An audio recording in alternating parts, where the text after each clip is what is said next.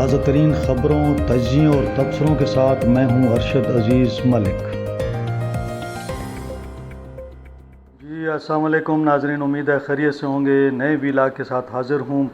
آج کا vlog Saint کے حوالے سے ہوگا کہ غریب ورکر کیوں بیٹھ کے کیوں وہ روئے اور انہوں نے الیکشن سے دستبرداری کا اعلان کیا، آدھی رات کو یہ اعلانات انہیں کیوں کرنا پڑے، اور تحریک انصاف کے اندر نظریاتی وفادار اور جو غریب ورکر ہے وہ ہار گیا اور سرمایہ دار جو تھے دولت مند وہ جیت گئے۔ جو بھی رزلٹ آئے گا، لیکن ایک بات تو واضح ہے کہ غریب ورکر جو ہے اس کی قسمت میں یہی نعرے اور ڈنڈے کھانا اور جیل جانا لکھا ہے۔ بہرحال اس پر ڈیٹیل میں بات کرتے ہیں کہ آج سینٹ کے انتخابات میں کیا ہو رہا ہے، اور اس سے پہلے کہ میں ڈیٹیل میں جاؤں آپ سے وہی ریکویسٹ کہ چینل کو لائک کر لیں، سبسکرائب کر لیں اور دوستوں کے ساتھ شیئر کرنا نہ بھولیے گا۔ بیل آئیکن جو ہے نا اس کو پریس کر کے رکھیں، یہ تھوڑا سا آپ کمزوری دکھا رہے ہیں، اس کو پریس کریں آل آپشن کے ساتھ تاکہ آپ کو یہ ویلاگ مل سکے۔ تو جناب علی صورتحال ایسی ہے کہ یعنی کل جو اتوار کے روز سارا دن جو ہے کوشش ہوتی رہی کہ کسی طریقے سے تحریک انصاف کے جو باغی اراکین تھے، عرفان سلیم ہو گئے، خرم ذیشان ہو گئے اور ساتھ میں عائشہ بانو اور ارشاد حسین، ان کو کسی طریقے سے بٹھایا جائے، اور جرگے اور پھر ان پر پریشر ڈالتے رہے۔ بہرحال رات کو 2 بجے کے قریب یہ لوگ مان گئے، لیکن ایک خرم ذیشان صاحب نے انکار کیا اور باقی لوگ جو تھے عرفان سلیم وغیرہ وہ مان گئے۔ لیکن آپ کو سن کر حیرت ہوگی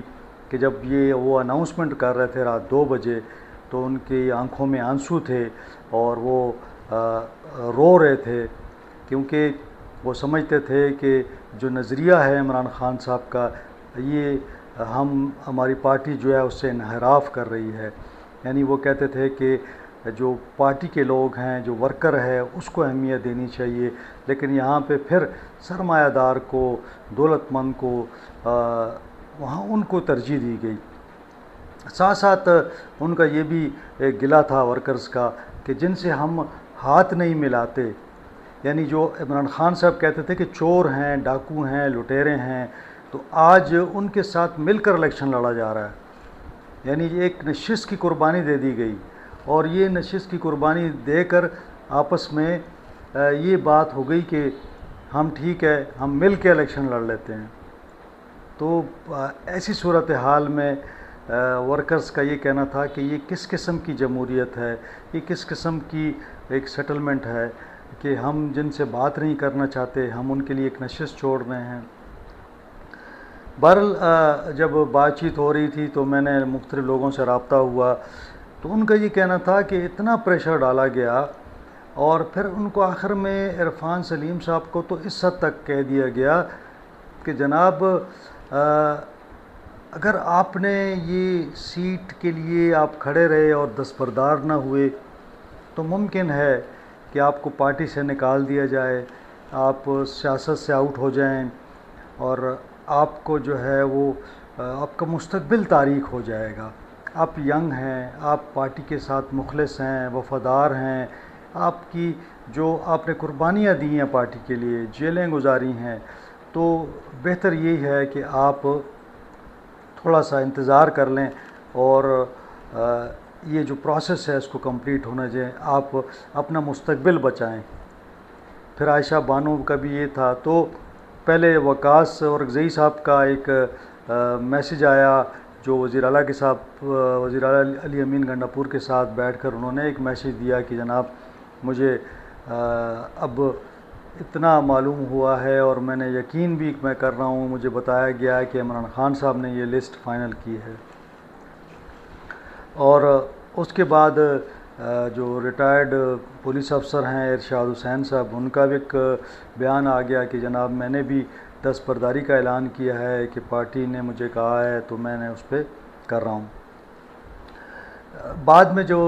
لوگ رہ گئے تھے، رات کو 2 بجے عرفان سلیم نے، عائشہ بانو نے ایک پریس کانفرنس ٹائپ بیان جاری کیا، اور اس میں انہوں نے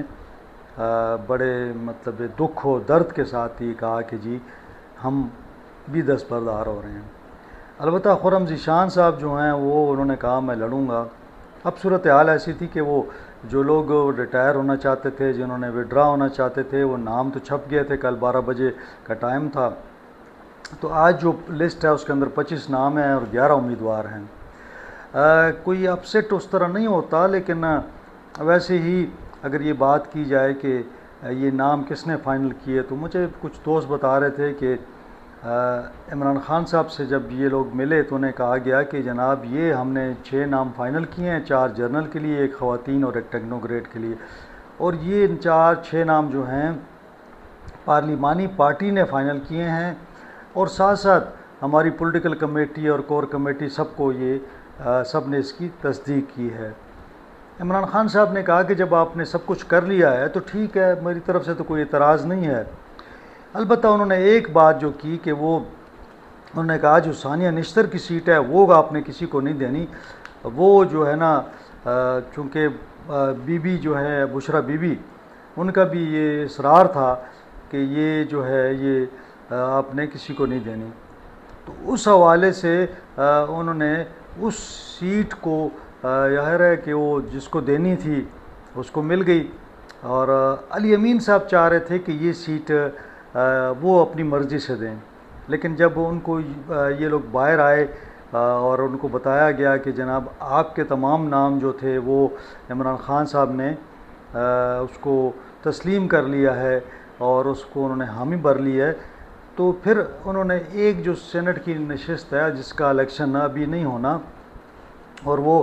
ہوگا 30 تاریخ کو اس کا الیکشن ہونا ہے، 30 جولائی کو، تو علی امین صاحب کو بتایا گیا کہ عمران خان صاحب نے باقی ناموں کی منظوری دے دی ہے، البتہ انہوں نے ایک سیٹ مانگی ہے، وہ مشال یوسفزئی کے لیے ہے،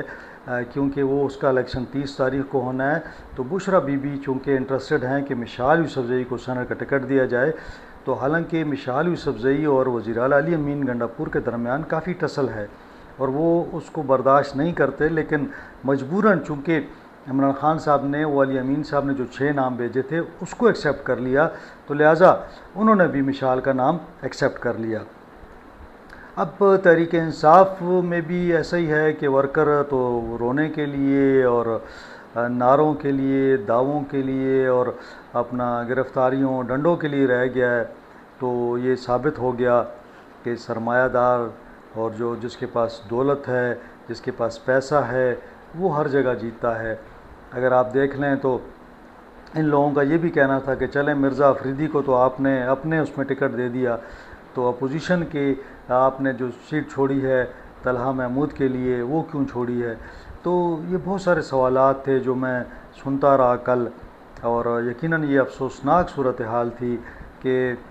صرف تحریک انصاف ہی نہیں، مسلم لیگ نون کو دیکھ لیں تو انہوں نے بھی امیر مقام صاحب کے برخوردار کو ٹکٹ دیا تاکہ وہ بھی سینیٹر بن جائے، نیاز محمد۔ پیپلز پارٹی کو دیکھیں تو انہوں نے بھی اپنی طرف سے جو ہے طلحہ محمود صاحب کو دیا ہے ٹکٹ، تو وہ بھی کسی غریب ورکر کو نہیں ملا۔ اسی طرح اگر ہم دیکھ لیں جے یو آئی کو تو ان کا بھی ایک ٹکٹ، ایک تو پارٹی کا عہدیدار ہے عطاءاللہ صاحب، لیکن دوسرے جو سینیٹر دلاور صاحب ہیں وہ بھی غریب آدمی ہیں جن کو ٹکٹ ملا ہے۔ تو اس طرح یہ سیاسی جماعتیں تمام کی تمام جو ہیں یہ اگر ورکر کو ساتھ رکھتی ہیں تو ساتھ ساتھ جو ہے اپنے فائنانسرز کو، اپنے جو ان کو سپانسرز ہیں ان کے اور جو پیسے والا لوگ ہیں ان کو لازمی ایڈجسٹ کرتے ہیں، کیونکہ اگر آپ دیکھیں تو یہی کہا جا رہا ہے نا کہ مرزا افریدی صاحب نے پارٹی کے لیے بڑی قربانیاں دی ہیں، تو قربانی تو انہوں نے کوئی نہیں دی سوائے پیسوں کے، تو یہی عمران خان صاحب کو بتایا گیا کہ جی وہ تو انہوں نے پارٹی کو بڑا سپورٹ کیا ہے، لہٰذا ہمیں ان کو ٹکٹ دینی ہوگی، اور چونکہ یہ ایک فیوچر میں بھی انہیں ہمیں ضرورت ہوگی ان کی اور وہ ہمیں سپورٹ کرتے ہیں، تو لہٰذا یہ ضروری ہے۔ تو کہنے کا مقصد یہ ہے کہ سیاسی جماعتیں تقریباً آپ دیکھیں تو سب ایک ہی طرح ہیں، کوئی اس میں فرق آپ کو محسوس نہیں ہوگا۔ البتہ آج جو بھی رزلٹ آئے تو ہم یہ سمجھتے ہیں کہ تحریک انصاف کا جو تحریک انصاف کے ساتھ مقابلہ تھا اس میں تحریک انصاف کا ورکر ہار گیا، اس کا جو وفادار تھا وہ ہار گیا، اور جو تحریک انصاف کا سرمایہ دار تھا، جو دولت مند تھا، جس کے پاس پیسہ تھا، تو میں یہی کہوں گا کہ وہ جیت گیا۔ آج کے لیے اتنا ہی۔ انشاءاللہ آج رزلٹ آئے گا تو رزلٹ کے بعد پھر مزید تفصیل سے بات کریں گے کہ کیا کوئی اپ سیٹ ہوا یا روٹین کے مطابق تمام لوگ جنہوں نے جیتنا ہے وہ جیتے۔ جو جیتنے والے ہیں میں ان کے نام بتا دیتا ہوں آپ کو۔ ان میں